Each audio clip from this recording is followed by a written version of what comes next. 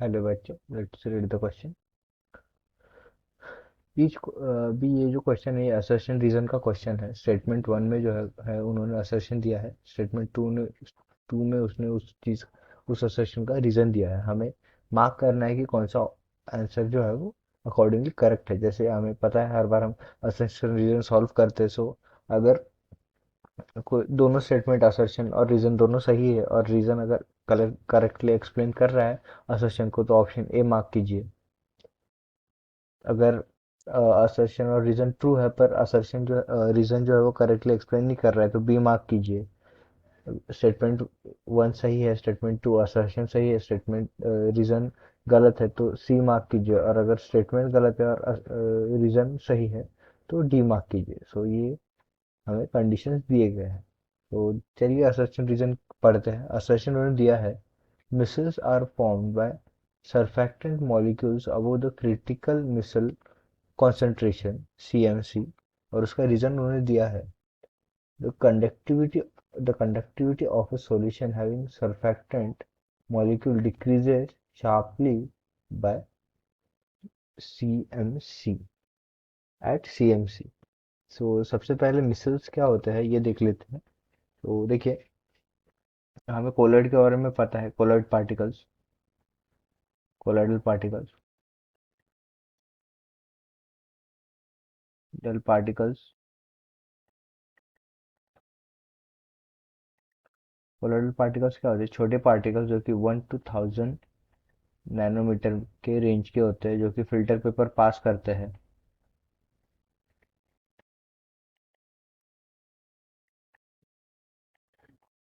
और ह्यूमन जो कि एनिमल मेम्ब्रेन है वो पास नहीं कर पाते।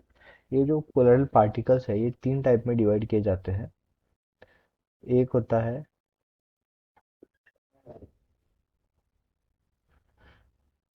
Multi multi molecules, multi molecules.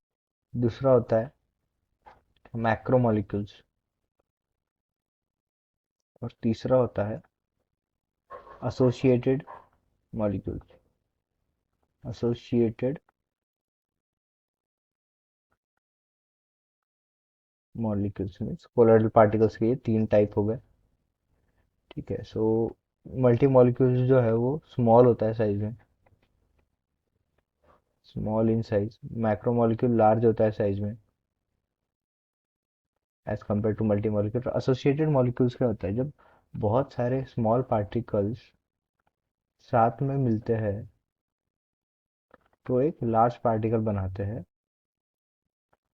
उस लार्ज पार्टिकल्स में एसोसिएशन होता है छोटे छोटे पार्टिकल्स का, स्मॉलर पार्टिकल्स का, और उस लार्ज पार्टिकल्स को हम बोलते हैं मिसल।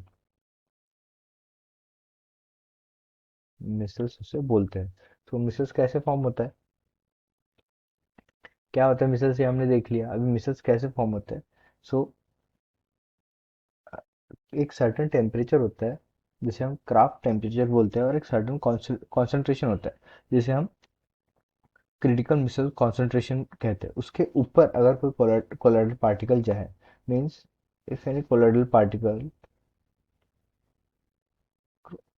Reaches above critical micelle concentration, एक सर्टेन टेम्परेचर होता है, क्रिटिकल मिसल कॉन्सेंट्रेशन के ऊपर चला जाए, और एक सर्टेन टेम्परेचर जिसे कि हम क्राफ्ट टेम्परेचर बोलते हैं,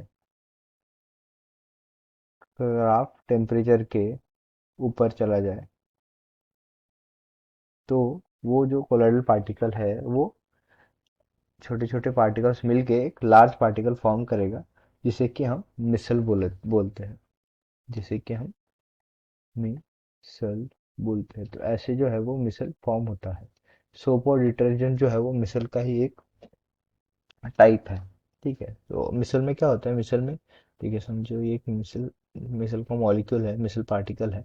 सो इसमें एक ऐसा, ये समझो मॉलिक्यूल है।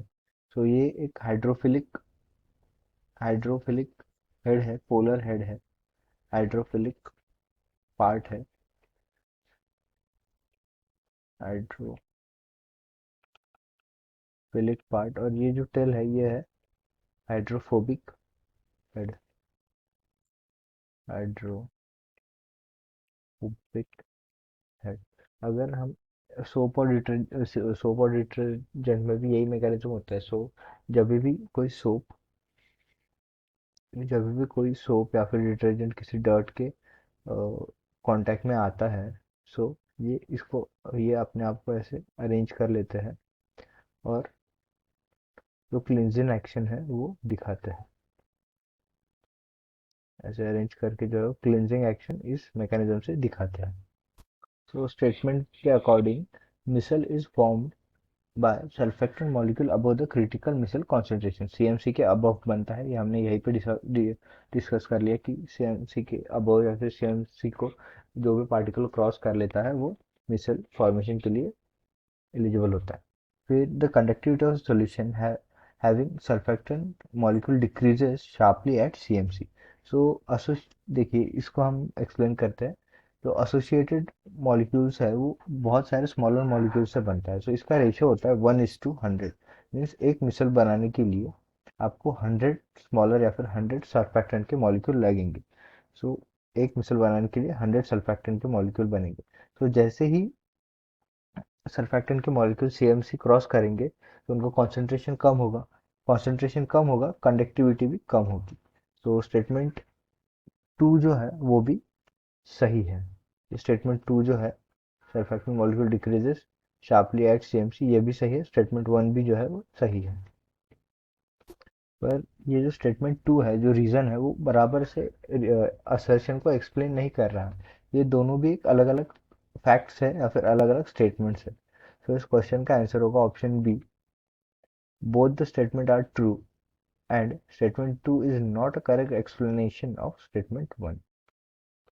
I hope you understand the explanation. All the best.